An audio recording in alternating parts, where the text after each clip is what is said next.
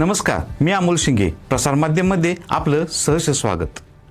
कोल्हापूरची राजकीय जमीन नेहमीच बहुपक्षीय चळवळींनी प्रेरित आणि सामाजिक अस्मिता जपणारी राहिली आहे. मुख्य प्रवाहातील पक्षांसोबतच इथे अनेक वंचित शेतकरी, कामगार, बहुजन, RPI चळवळ तसेच ग्रामीण भागातील शेतमजुरांच्या प्रश्नांवर आवाज उठवणारे छोटे राजकीय पक्ष आजही सक्रिय आहेत. निवडणूक येते तेव्हा या पक्षांकडे दुर्लक्ष केले जाते, परंतु समाजातील तळागाळातील बदल समजून घेण्यासाठी त्यांची उपस्थिती महत्त्वाची ठरते. याच प्रसंगातील पक्षांना मोठे पक्ष मतांच्या गोळाबेजेसाठी फक्त आणि फक्त तोंडी लावण्यासाठीच घेतात. आज आपण कोल्हापूर जिल्ह्यातील अशाच मानवी मुद्द्यांवर काम करणाऱ्या प्रसंगातील पक्षांच्या सध्याच्या परिस्थितीचा आढावा घेणार आहोत. कोल्हापूर जिल्हा हा परंपरेने बहुपक्षीय राजकीय पार्श्वभूमीचा जिल्हा मानला जातो. राष्ट्रीय आणि प्रादेशिक पक्षांच्या पुढे अनेक लहान स्थानिक आणि प्रसंगातील पक्षांची चळवळ जिल्ह्यात सातत्याने आपलं काम करत आहेत. राजकीय समीकरणे पाहता हे पक्ष सत्ता टिकवण्याच्या दृष्टिकोनातून मोठा परिणाम घडवत नसले तरी तळागाळातील प्रश्नांवर राजकीय जागरूकता निर्माण करण्यात त्यांचा सहभाग महत्त्वाचा आहे. स्थानिक पातळीवर असलेली अस्मिता, बहुजन आणि शेतकरी प्रश्न, कामगारांचे हक्क, दलित वस्त्या, शेतमजुरांचे प्रश्न अशा अनेक मुद्द्यांवर प्रसंगातील पक्षांची उपस्थिती आजही ठोसपणे जाणवते. मोठे राजकीय पक्ष जिथं राज्यस्तरीय सत्ता समीकरणांवर भर देतात, त्याच्या उलट प्रसंगातील पक्ष स्थानिक समस्यांना प्राधान्य देत असतात. यामुळेच या पक्षांची मुख्य ताकद म्हणजे स्थानिक नेतृत्व, ज्यांचा लोकांशी थेट संपर्क असतो. गावगाड्यातील लोकांना आपल्या आयुष्यातील समस्यांचा आवाज उठवणारे नेतृत्व अधिक जवळचे वाटत असते आणि यामुळेच जिल्ह्यात या प्रसंगातील राजकीय पक्षांचे मर्यादित पण निष्ठावंत मतदार आजही टिकून आहेत. कोल्हापूर जिल्ह्यातील प्रसंगातील पक्षांची चळवळ ही प्रामुख्याने शेतकरी, ऊसतोड कामगार, कारखानदारीतील असंघटित मजूर, ग्रामीण महिला, दलित व भटक्या विमुक्त समाज यांच्या प्रश्नांभोवती फिरताना दिसते. हे विषय मुख्य राजकीय चर्चेत दुय्यम ठरत असताना प्रसंगातील पक्ष त्यांना केंद्रस्थानी आणतात. या पक्षांच्या चळवळी प्रामुख्याने आंदोलनात्मक स्वरूपाच्या असतात.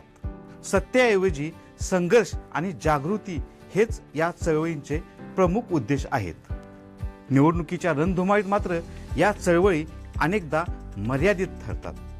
आर्थिक साधनांचा अभाव, संघटनात्मक कमकुवतपणा, माध्यमातील कमी उपस्थिती आणि जिंकणाऱ्यालाच मत ही मतदारांची मानसिकता या सर्वांचा फटका प्रसंगातील पक्षांना बसतो. प्रसंगातील पक्षांची चळवळ ही मुख्य प्रवाहातील राजकारणासाठी एक प्रकारचा इशाराच मानली जाते. समाजातील असंतोष, प्रशासनावरील नाराजी आणि प्रतिनिधित्वाचा अभाव हे मुद्दे या चळवळीमधून सातत्याने समोर येतात. या आवाजाकडे दुर्लक्ष केल्यास राजकीय अस्थिरता वाढू शकते, ही जाणीव मुख्य पक्षांनाही आता होऊ लागली आहे. कोल्हापूर जिल्ह्यातील प्रसंगातील पक्षांची चळवळ ही संख्येने लहान असली तरी तिचा सामाजिक आणि नैतिक प्रभाव मोठा आहे. ही चळवळ सत्तेच्या भोवऱ्यात अडकलेल्या राजकारणाला तळागाळातील वास्तवाची आठवण करून देते. लोकशाहीत केवळ बहुमत महत्त्वाचे नसून वंचितांचा आवाज ऐकला जाणेही तितकेच आवश्यक आहे. आणि हाच आवाज आज कोल्हापूर जिल्ह्यातील प्रसंगातील पक्षांच्या चळवळीतून उमटताना दिसतो. कोल्हापूर जिल्ह्याचे राजकारण हे सहकार, शेती आणि लोक चळवळींवर उभे राहिलेले आहे. कोल्हापूर जिल्ह्यात शेतकरी, कामगार पक्ष, डाव्या विचारसरणीचे पक्ष, रिपब्लिकन पक्ष या पक्षांची एकेकाळी मोठी कारकीर्द होती. त्याचबरोबर या पक्षांना मोठा जनाधार सुद्धा होता. कैलासवासी ND पाटील, संपतबापू पाटील, कैलासवासी विष्णुपंत इंगवले, कैलासवासी श्रीपतराव शिंदे यासारख्या नेत्यांनी कोल्हापूर जिल्ह्यात डाव्या, समांतर विचारसरणीच्या आणि प्रसंगातील पक्षाच्या माध्यमातून शेतकऱ्यांचे आणि कामगारांचे प्रश्न जिवंत ठेवून एक राजकीय चळवळ जिवंत ठेवली होती. तर रिपब्लिकन चळवळीतील पक्षांची पण मोठी ताकद कोल्हापुरात होती. दादासाहेब रुपोटे, गंगाधर गाडे, बाबूराव कांबळे, शंकर कांबळे, दत्तात्रय कांबळे, सुभाष गायकवाड यासारख्या जुन्या काळातील नेत्यांनी ही चळवळ कोल्हापूर जिल्ह्याच्या तळागाळात पोहोचवली. याचबरोबर 1957 साली शेड्यूल कास्ट फेडरेशन या पक्षातून पहिल्यांदा कोल्हापूरचे खासदार झालेले शंकरराव डिगे यांचं सुद्धा या चळवळीत मोठं योगदान आहे. पण अलीकडच्या काळात कोल्हापूर जिल्ह्यातील पासंगातील राजकीय पक्ष मोठ्या पक्षांच्या संपर्कात जात असल्याचे चित्र दिसून येत आहे. कित्येक वर्ष सत्तेच्या परिघात न आल्याने पराभवाची बनलेली मानसिकता ही या बदलामागची परिस्थिती आहे. कोल्हापूर जिल्ह्यातील शेतकरी संघटना आणि आरपीआय चळवळीतील राजकीय पक्षांचा मतदार हा मर्यादित संख्येत अडकला आहे. चळवळ, विचार आणि पक्षांची मर्यादित वर्गांसाठी असणारी कार्यप्रणाली सत्तेच्या ध्येयापर्यंत नेत नसल्याची कार्यकर्त्यांची भावना बनत चाललेली दिसत आहे. या भावनेतूनच हे छोटे राजकीय पक्ष मोठ्या पक्षांच्या वळसणीला जाताना दिसत आहेत. पासंगातील पक्षांच्या कार्यकर्त्यांची मागची पिढी ही संघर्षातून आणि कमी उपलब्धता असणाऱ्या संसाधनातून पुढे आलेली आहे.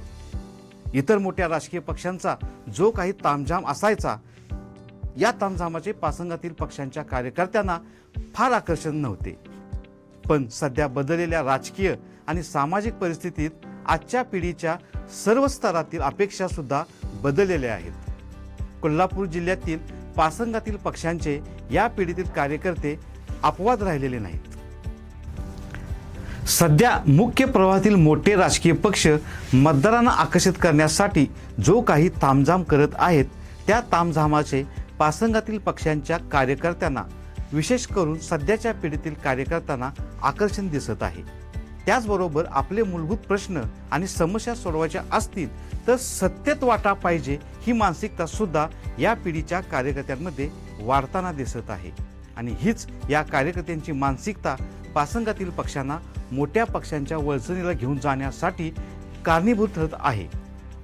मुख्य प्रवाहातील राजकीय पक्ष एक गट्टा मतदानासाठी या पासंगातील पक्षांचा फक्त वापर करून घेतात, हे आजचं वास्तव आहे. त्यांच्या या राजकीय भूमिकेमुळे मतांचे ध्रुवीकरण मात्र मोठ्या प्रमाणात होताना दिसत आहे. आपण मागील काही निवडणुकांमध्ये पाहिलं आहे की पासंगातील पक्षांच्या राजकीय भूमिकांमुळे मोठ्या प्रमाणात मतांचे ध्रुवीकरण होऊन विजयाच्या समीप असणाऱ्या मोठ्या राजकीय पक्षांना पराभवाला सामोरे जावे लागले होते. यावरून कोल्हापूर जिल्ह्यात आजही पासंगातील पक्षांची त्यांची ताकद आणि वोट बँक अस्तित्वात आहे. मोठ्या राजकीय पक्षांच्या वळसणीला गेल्यास हे अस्तित्व धोक्यात येऊ शकतं. यासाठी या पक्षांनी आपलं स्वतंत्र अस्तित्व टिकवण्यासाठी आपला मूळचा संघर्षाचा स्वभाव पुन्हा आक्रमक करून आपल्या पक्षांच्या कार्यकर्त्यांना कार्यक्रम हाती देण्याची गरज आहे.